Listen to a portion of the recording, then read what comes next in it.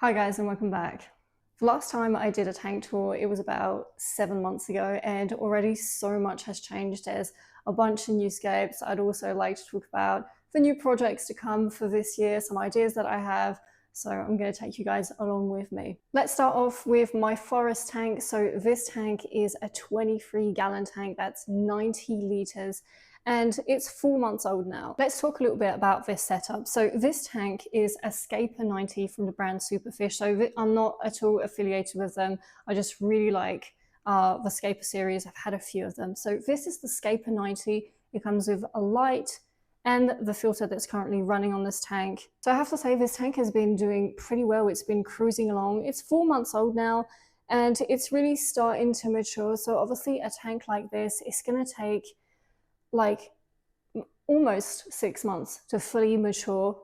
So if we take a closer look at the tank, we can see the mosses have really started to grow outside of the tank, which looks really nice, and that's what gives really that mature look to the tank.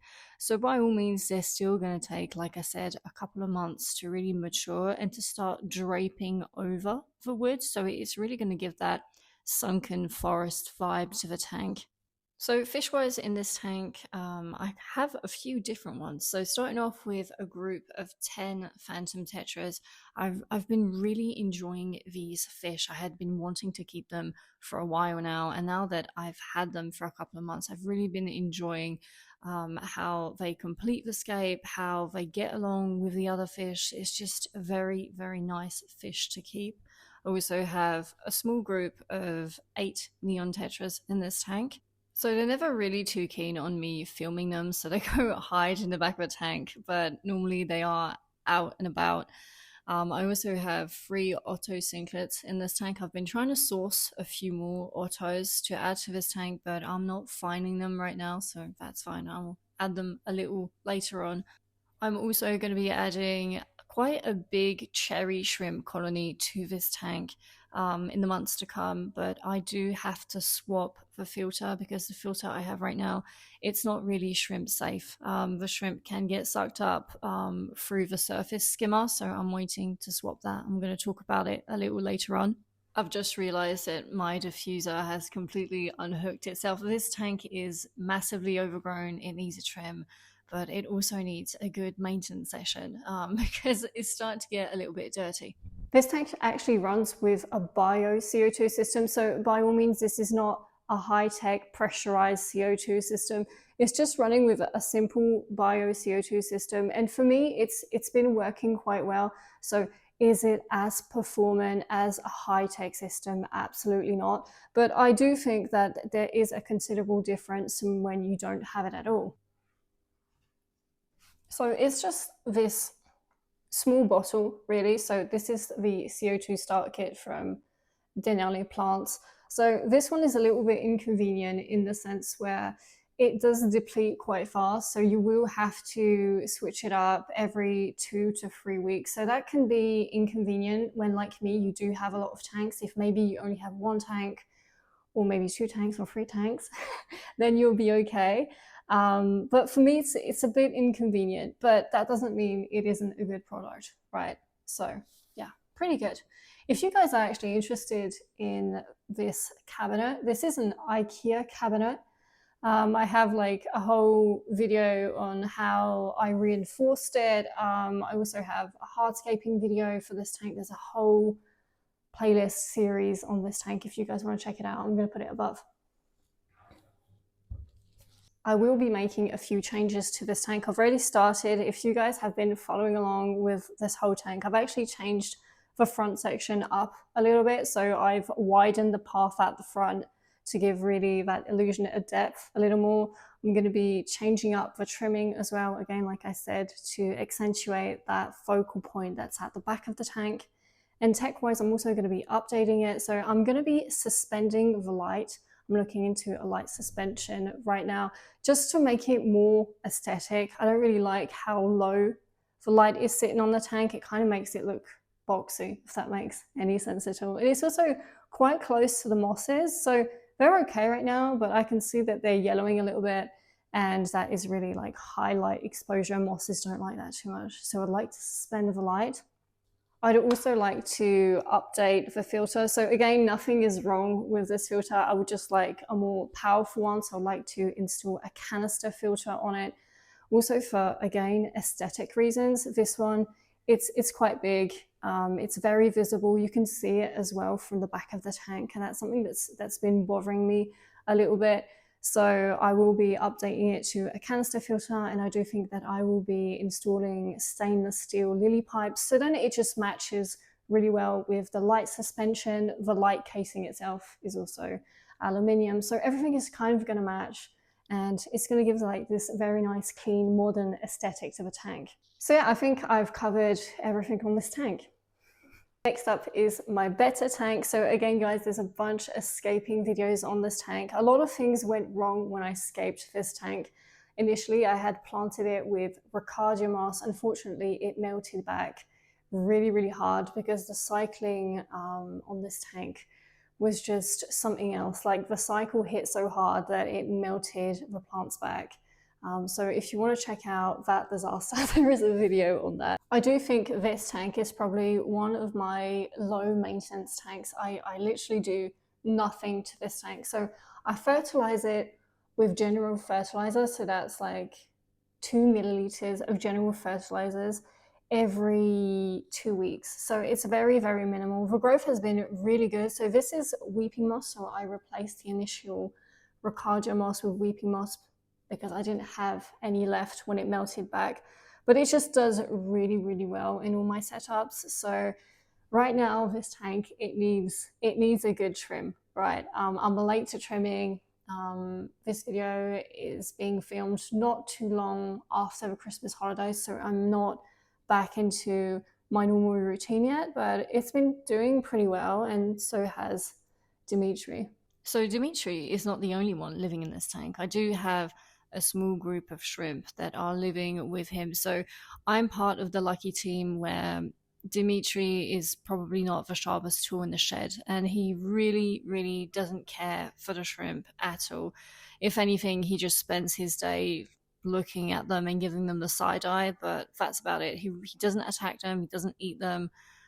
He has almost always been kept with shrimp, so he's just a pretty chill fish. So he's almost 2 years old now, so he has slowed down significantly.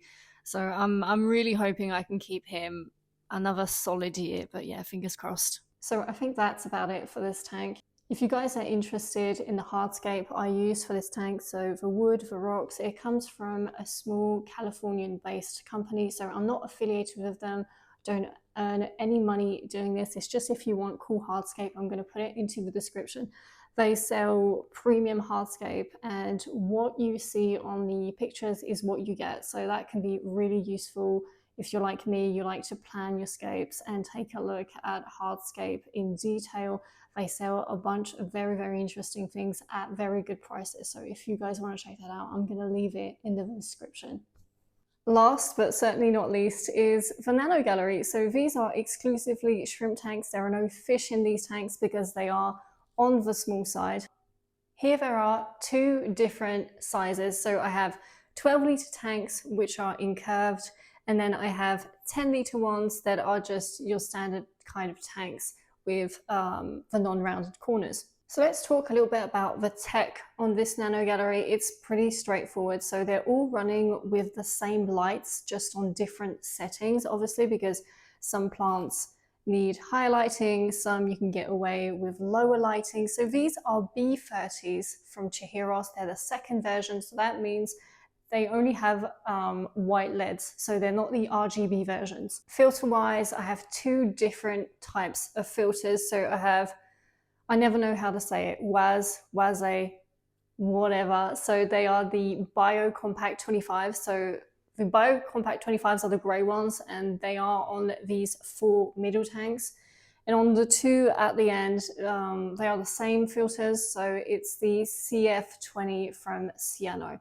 So it's just because I run out of the BioCompacts and I had the Ciano ones. So I have to say, these Ciano ones, these actual filters I've had for 6 years. They still work. the sucker pads at the back, they still stick to the glass, they are silent, so it's an extremely reliable filter at a very reasonable price. So if you're looking for a straightforward filter for nano tanks, they also make them for slightly bigger tanks. It's a really good quality filter. They're very well built. Before I show you a close-up of the tanks individually, talking about the plants, the hardscape, light settings, and the shrimp inside the tanks, I do have to say that none of these tanks run with CO2. The only tank that runs with CO2 currently is my Forestscape that I showed earlier. So all these tanks, they're not low-tech tanks because obviously some of them have highlighting, but these for me are more kind of low-tech tanks because they're not very high maintenance. I water change every 2 weeks, about 10 to 20% on these tanks. So again, there's videos on maintenance, on how I do this maintenance for the Nano Gallery, so you guys can check that out if you're curious.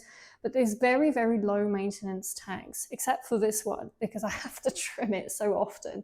But otherwise, it's pretty straightforward.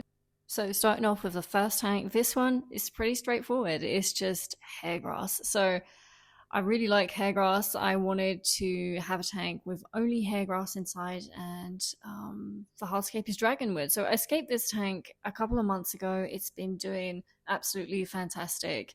The growth has been really nice. It's been really healthy, to the point where it's completely swallowed the hardscape. So like a lot of my other tanks, this one I only fertilize once a week with general fertilizer. I've actually also added some root tabs because we can see how crazy the roots have grown in these pictures. Hair grass, it really pulls a lot of its nutrients from the soil itself. So yeah, it was important to add some root tabs to support that much of growth. All the lights on these tanks are on for 8 hours, and this one is on 50% of its power. So this one, not much to say. This is just lava rock where I've superglued weeping moss onto it. So unfortunately, I've ripped a massive chunk of moss off these rocks when I was maintaining it. So yeah, it's going to take a little while to grow back. I also have a good amount of blue dream shrimp in here. Unfortunately, they don't like the camera. As soon as they see it, they bolt to the back of the tank, so you can't really see them. But there's a fair amount of them in this tank. And like I said earlier, this one is the most annoying to maintain because the moss grows so much. I have to trim it probably every 2 weeks. Next up is this Monte Carlo tank. So this is the one I get the most questions about. A lot of you are curious on how to grow Monte Carlo without CO2. Again, there's a whole video on how I did that in 30 days, so you guys can have an idea of what materials you need, what kind of aqua soil, the lighting intensities, everything to do with that is in that video. So this tank right now, I think it's going 2 months and a half, 3 months. I'm not sure. I would have to check. I'm going to put that on the screen. But it's been doing really, really well. It went through its first trim about 2 weeks ago. So again, there's a lot of progress to be made, but for a low-tech tank, it's doing pretty well. So it isn't running with CO2. I am fertilizing it, this one, every week. So every week is 1.2 milliliters of carbo. So whatever carbo you have works, easy carbo. So that's liquid carbon for those who don't know what carbo is. So it does help with plant growth, but I do use it more as an algicide. So it's kind of a preventive measure when you're blasting a lot of light on these kind of setups. There's only so much they can take. Right now you can see that the stones are a little green. That's an indicator that the light may be a little too high. So right now the light is at 60%. I do think it's too much. So if I would tone that down to about 50%, I do think I would have less of a residue of dust algae, but yeah, it's like that. It also needs maintenance. All my tanks right now are very overgrown. Like I said, we're coming out of the Christmas holiday, so I haven't really been on top of maintenance.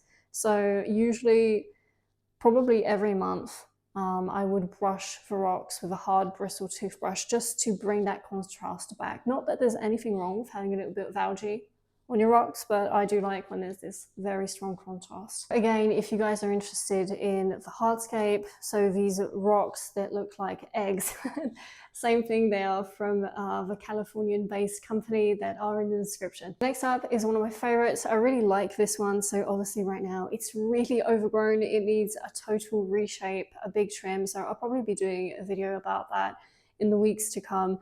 But yeah, it really needs a trim. But this is my favorite because it brings a lot of contrast to the Nano Gallery with these really beautiful red plants. So this is Alternentia and it's been doing really, really well. Unfortunately, I do feel like the plant growth on this tank has significantly diminished. It's about 1 year old, and although every 2 months I'm adding a significant amount of root tabs, it's just not cutting it anymore. So I do think that maybe in a few months I'm gonna have to change the soil. So sometimes you can get away with keeping your soil for a long time. Obviously, these are really demanding plants. Stems are going to be pulling a lot of these nutrients from the soil. Obviously, I'm fertilizing this tank a lot as well. Again, once a week with a fair amount of fertilizer, but it's just not sufficient. I do see that plant health isn't on the best side. So I could probably keep it for another 3 to 4 months without problem. But I like to keep my tanks nice and healthy. So because growth has slowed down, I am going to have to do something about this. So I will probably, again, every time I break down the tank, I always keep the plants. I don't throw my stuff out. I just find it's wasteful, to each their own, right? But when I can save them, I do, unless there's like a very big problem. So I do think I am going to be rescaping this tank with some very nutrient dense aqua soil and with some fresh soil. So it's going to make all the difference to bring this scape really to life. So I kind of want to make a tank with only red plants, but I'm going to have to think about that. This one is actually the only tank I've trimmed. So I trimmed this last week. I severely trimmed it back because, again, like all the other ones, it was really overgrown. So it's going to take a few weeks to bounce back from that. So this tank is only with Hygrophila pindifida. So I really like this tank. It gives kind of a dark cave vibe. So I'm really having to keep on top of this one because pindifida for me, it just grows like a weed. So this tank has been doing pretty well. Again, it's one of my favorites. I am going to have to up the lighting on this one. I do think the lighting is not strong enough. So right now this light is on, I think it's on 40%. So I'm going to crank it up a little bit in hopes of having a better coloration, because right now they are very green. So obviously when you're blasting a good amount of CO2, they do go to that kind of reddish purple hue. This, because it isn't running with CO2, they're a little bit more on the green side. But when you do have a stronger light, the stems of the actual plant itself, they do turn red. So I do think that would be a nice contrast. So I'm going to try and up the light on this one, up the fertilizers a little bit, and see really how it develops over time. I would really want to keep this tank as long as I can because I really do like it. Again, it's one of my favorite plants. So if I can keep this one running as long as I can, I would be quite happy with that. I'm also asked really frequently if this tank is actually running without a filter, if it's a filterless tank. It's not. All my tanks run with filters. It's just tucked away here at the back. So yeah, it's not too visible, but there is one. And this is the last tank. So this one I escaped. This is the last tank I escaped. So this is just Bucephalandra. So this is just, for me, I treat it more as a holding tank for my boosters. Not all of them are in here yet. I have to yet put all of them in. But yeah, this one is still cycling, so it's empty, doesn't have any shrimp inside. There has been a significant amount of melt back. So again, that's really unfortunate, but it can happen a lot, especially with Bucephalandra that is extremely sensitive. So I don't think I've said this during the video, but I don't use reverse osmosis water. I'm only using water from the tap, so your regular city water. So that does play a huge role as well. When you have osmosis, you can control your parameters a little bit better. But yeah, it's going to bounce back. It's still really young. This tank isn't even a month old yet, so it's going to need a lot of time to develop. But yeah, we'll see how it goes. Okay, so that's the whole nano gallery right there. I do have plans for this nano gallery. I do think that I'm not this year going to be keeping all these tanks. So I do think that I'm going to be breaking down 2 of them. Ideally, I would, as much as they look great, I'm not the biggest fan of the tanks that are on each end that are incurved. So I'd just like to keep these ones. So keep 4 of these ones. And I'd like to add a shallow tank to the nano gallery. And I think as I continue with YouTube, obviously I'd like to make bigger and better builds. So I think I am slowly going to be moving away from these very small nano tanks. As much as like they're really cool, you can have a bunch of different scapes and enjoy them a lot as well. I do want to get into bigger tanks, so I think I'm slowly going to shift towards that. So I'd like to start scaping some very cool shallow tanks this year. And again, I have to see. I haven't decided exactly what I want to do this year. So yeah, you guys tell me what you think. And that's the end of the tank tour. So I don't have any more tanks to show you guys, but I think that's enough tanks for now. Guys, tell me what you think. If you'd like to see different kind of builds on the channel this year, if like me, you'd like to see bigger tanks, you can leave it in the comment section, and I will see you guys really soon for a new video. This is a 90-gallon. No, it's not. Let's start off. It's going to be a difficult day. I have two different types of tank.